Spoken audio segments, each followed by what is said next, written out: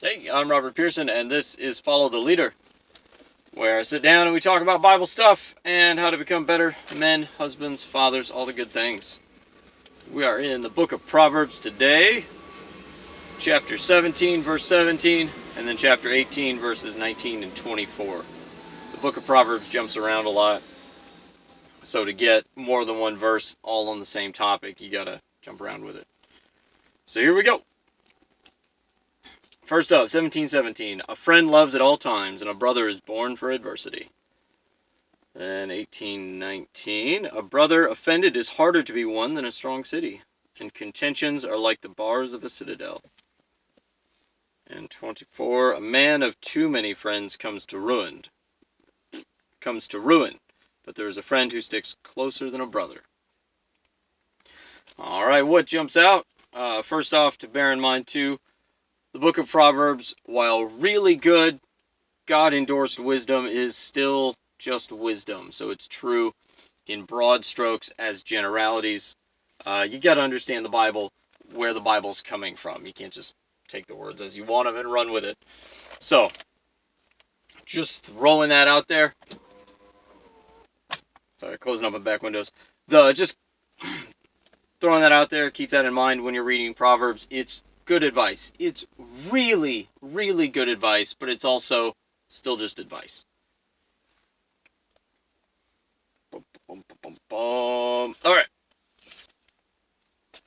So, a friend loves at all times, and a brother is born for adversity.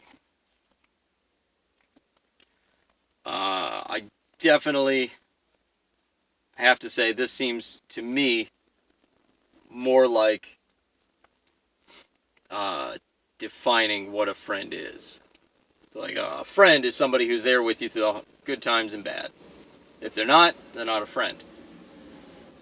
A friend loves at all times. So a fair weather friend isn't a friend. And brother is born for adversity. For those who have family, there's this. The way things are in my family has always been one of we basically never call each other unless something is on fire. And occasionally we do send out obligatory calls, make sure they're not dead, and that's about it. And at a moment's notice, if my brother or my sister showed up on my doorstep, whatever they need, my home's open to them. We'll help them out, get them back on their feet, do what we can for them. And I would anticipate the same is for me, that they would give of whatever they had if I had showed up on the doorstep in need on a dark, rainy night. They'd let me in and bend over backwards trying to help me out, because that's all the rest of the time. We intermittently, especially as kids, just fall like cats and dogs all the time. And then as adults, basically never call each other unless somebody is in like some actual life crisis. And we're fine. Yeah, I know they're out there. They're okay. Good deal. And so that's, I don't know. I can see this kind of describing that idea that familial relationships are there for hard times. And I always treat my friends the way I would also treat my siblings. Now as an adult, I'm not like fighting all the time, but rather if one of my old friends from college showed up on my doorstep tonight in the pouring rain and needed help, I'd give him help. Maybe if I didn't know where they were at in life, I might keep him I'd invite him inside the house, but at arm's distance for a little while. Wouldn't let the kids, jump all over him and say hi at first to figure out where things are. But, assuming everything was on the up and up, yeah, we're golden. And so I see this as making a statement that that's what friendship should be. Once again, with Proverbs, you don't really have a lot of context. You just got to take the words as they are and apply a little bit of common sense. And that's the way things seem to go. And it seems to fit. When we jump down to 18:19, a brother offended is harder to be won than a strong city, and contentions are like the bars of a citadel. No, I was thinking down 24. There we go. 24. A man of too many friends comes to ruin, but there's a friend who sticks closer than a brother. So yeah, if you have just tons of friends, maybe you don't have that many friends, actual friends. And at that point, it's just a matter of too many people with their hands out. Or when you finally do have a life crisis and you go to your friends for help, you find out that none of them really are friends, but you don't find that out until you're actually in need of help. And by then it's a little too late. And then to contrast that, because the whole of Proverbs is all about compare and contrast, or it shows something and then it doubles down on the same concept. It does one of those two things all the way through the book. Like, it was just a random thing. He who separates himself seeks his own desire. He quarrels against all sound wisdom. It didn't do a contrast in the second half, but it doubled down on the original premise. So you'll get one of those two things anytime you read Proverbs. Each verse almost entirely is going to be two statements that relate, and you'll have one statement and then the second one where he doubles down on the same idea, or there's one statement and then the second one draws a contrast. Like, the lazy guy does this, but the hardworking guy does this. Or the rich guy does that, but the poor guy does that. But the wise, but the foolish. So you get them compare. Or, wise man seeks wisdom, and he always accepts reproof or something. It's not a verse that I'm aware of. It might be, but not intentionally. So, friends are important. Actual friends are very important. Everything else is a waste.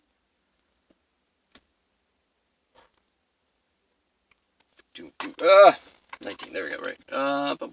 Sorry, because I'm having to jump back between different verses in the page, I keep losing my spot every time I look up.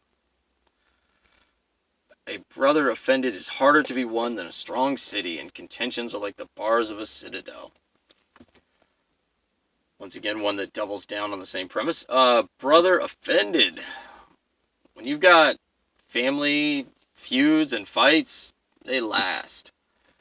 You get in a fight or an argument with one of your friends, and either you guys aren't friends anymore if it's real bad, or it's you guys are back on the same page relatively quickly when you go, oh, I didn't understand. Oh, I'm sorry, me too. But when it's like a brother or a mom or a dad, and you guys have beef, it'd be resolved quickly if you got it done this decade. Those always seem to be the ones that last and last and last. I've been blessed. I have relatively sane parents and reasonably sane siblings, and none of us have had just those serial beefs where, oh no, I'm not talking to him. He can come apologize to me if he wants to talk. Life's too short to waste time with that. But a lot of people do, and if you've genuinely wronged someone who is a member of your family, you might wind up in the same similar position where you're going to have to be the first to reach out. And it's going to take a long time to rebuild that trust back if you broke trust. It's harder to be won than a strong city. And the contentions between you are going to be like the bars of a citadel. Even if they're willing to talk to you, there's always going to be that elephant in the room, that subtext of whatever it is you did wrong to them, or that you blame them for doing to you, and they're mad that you blame them, and you're mad, and everybody's mad. But you can sit down over Thanksgiving, and all of that stuff's boiling under the surface, and you're not going to be able to, it's going to take a while to knock down those walls, to rebuild those relationships. So it almost seems like as close as you are with somebody, that's how badly you can rupture that relationship. Which makes sense, though, because that's really what relationships are, is you allow somebody in a position where they can hurt you really badly if they wanted to, because you trust them. And in continuing to trust them, and they continue to prove trustworthy, everything works out fine. But the moment they defy that trust, that's when they hurt you as bad as you have allowed them to get close to you. So then there's the fallout, where you've got to be the first to forgive and make the first move. You can't assume and just, I'm going to hold a grudge and get angry. The the best phrase I've heard about holding grudges is holding a grudge is like drinking poison and expecting the other person to die. The anger festers inside of you. Jesus says very clearly, how you forgive, that's the way you're going to be forgiven. That's in the New Testament somewhere. Google it. You'll find it. And that's pretty important. If you want Jesus to hold a grudge against you, then definitely, yeah, hold grudges against people. That's totally okay. It'll work out about how you think it will. But being the first to offer forgiveness, it doesn't guarantee the relationship's going to be repaired. Even if they say they accept your apology, they might still have an issue with you. You can't control that. And once again, the Proverbs aren't saying that that's a good or bad or justified. They're just calling a spade a spade. A lot of them are just articulating human nature.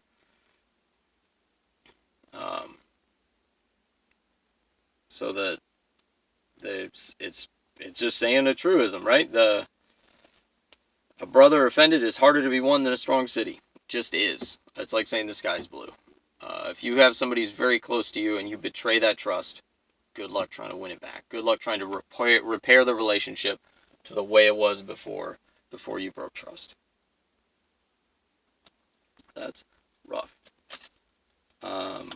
So that's all I got. Oh wait, I didn't even go through any other questions. And I just kind of rambled. But I rambled through most of the questions. So, what does this change for us right now? You need to go out and apologize to someone, probably, in all likelihood. And if you don't, then find somebody you probably have to forgive, because in all likelihood you do. And if you don't have either of those, sit back, kick your feet up, and be grateful that you don't have either of those, but take another second thing again, because you might have at least one of either. And this one of the questions I skipped, go ahead and answer down in the comment below. I'd like to see in one sentence, what is brotherhood? What does it mean for someone to be a brother? See if you can boil that down to one concise sentence that gives you actionable information. It gives you something you can actually do with that thing. All right. That's all I got for you today. I will see you next time. Godspeed.